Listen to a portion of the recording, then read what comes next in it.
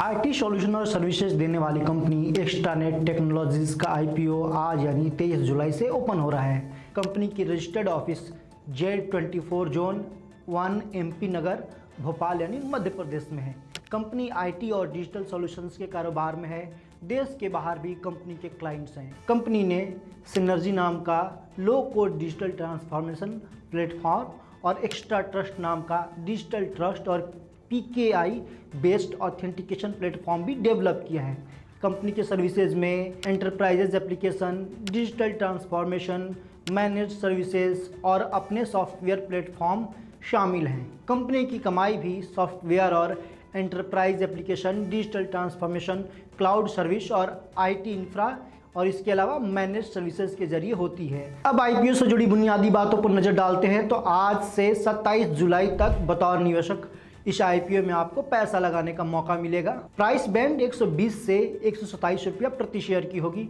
Lot size जो है 110 शेयरों का होगा। इस हिसाब से कम आपको 13,970 रुपये का निवेश करना होगा। 1,31,34,000 फ्रेश शेयर इस IPO में जारी किए जाएंगे। कुल इशू साइज जो है करीब 176 करोड़ रुपए का होगा, यानी कंपनी इस IPO के जरिए करीब 176 करोड़ रुपए जुटाएगी। फ्रेश वैल्यू 10 रुपया प्रति शेयर होगा। अब एक नज़र डालते हैं कि कंपनी IPO के जरिए जुटाए गए पैसे का इस्तेमाल कहाँ करेगी। तो देखिए, इसमें कंपनी वर्किंग कैपिटल की ज़रूरतों को पूरा करने के लिए 102 करोड़ रुपए का इस्तेमाल करेगी। करीब 20 करोड़ रुपए से ज़्यादा कंपनी कर्ज चुकाने के लिए इस्तेमाल करेगी और करीब 8.5 करोड़ रुपए सिस्टम और हार्डवेयर खरीदने के लिए इस्तेमाल करेगी और बाकी जो है कॉर्पोरेट ज़रूरतों को ही पूरा करने के लिए किया जाएगा। अब तक हमने कारोबार और IPO से जुड़ी जानकारियों के बारे में बात की। अब बात करते हैं कंपनी के फाइनेंशियल कंडीशन के बारे में। RHP डॉक्यूमेंट में पेज नंबर 351 पर जो रेवेन्यू और मुनाफे के आंकड़े दिए गए हैं उसके मुताबिक FY26 में मार्च तक कुल आय 366 करोड़ रुपए की हुई। कंपनी का नेट मुनाफा 40.7 करोड़ का रहा। वहीं फाइनेंशियल ईयर FY25 में कुल आय 276.5 करोड़ रही। साथ ही कुल मुनाफा 30 करोड़ के आसपास रहा, जबकि FY24 में 233 करोड़ रुपए की कुल आय हुई और मुनाफा 11 करोड़ रुपए के करीब रहा। यानी पिछले कुछ सालों में कंपनी की आय और मुनाफे में अच्छी बढ़ोतरी देखने को मिली है। FY26 में कंपनी की आय लगभग 32% और मुनाफा करीब 36% बढ़ा है और ये जानकारी RHP के पेज 351 पर है। वहीं मैनेजमेंट डिस्कशन, फाइनेंशियल कंडीशन के एनालिसिस और नतीजे RHP के पेज 453 पर हैं। आप जाकर डबल चेक कर सकते हैं। हमने पूरे जो है RHP और दूसरे जो अदर न्यूज़ सोर्सेज हैं हमने आपको डिस्क्रिप्शन में दिया हुआ है।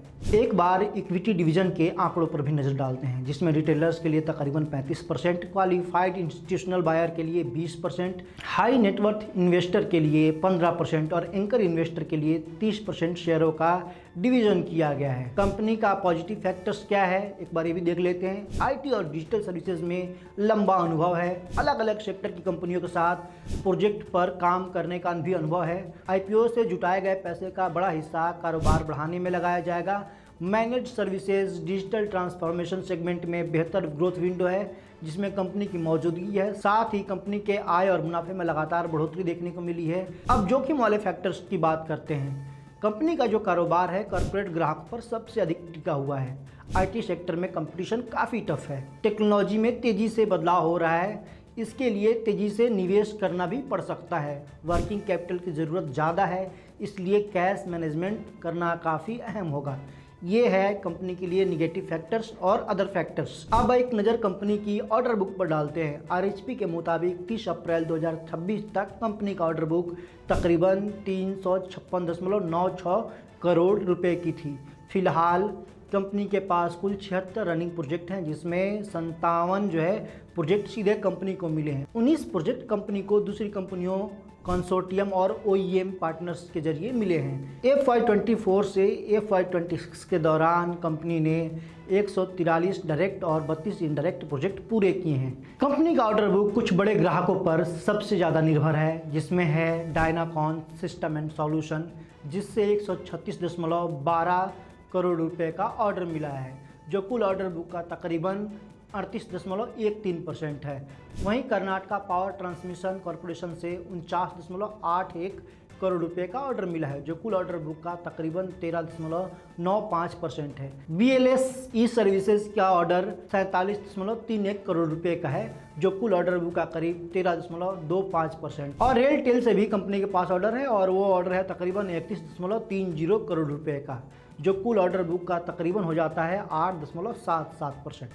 30 अप्रैल तक कंपनी और उसकी सब्सिडरी का कुल बकाया कर्ज बढ़कर 136.22 करोड़ रुपए हो गया था।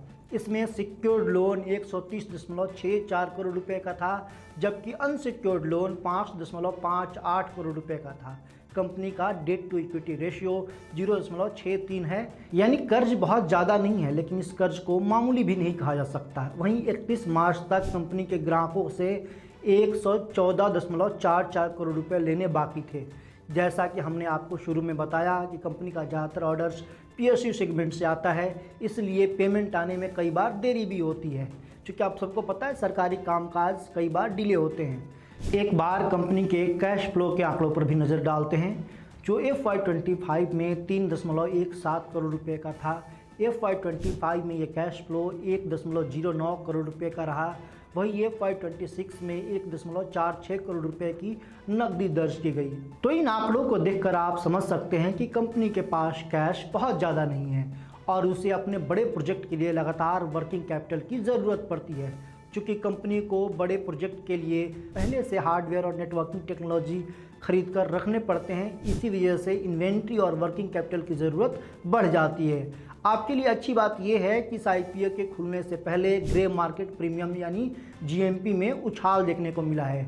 127 रुपये के अपर प्राइस बैंड के आधार पर कंपनी के शेयरों की अनुमानित लिस्टिंग 153 रुपये प्रति शेयर हो सकती है, यानी निवेशकों को लिस्टिंग के दिन प्रति शेयर करीब 20.47% का अनुमानित जो है प्रॉफिट मिल सकता है।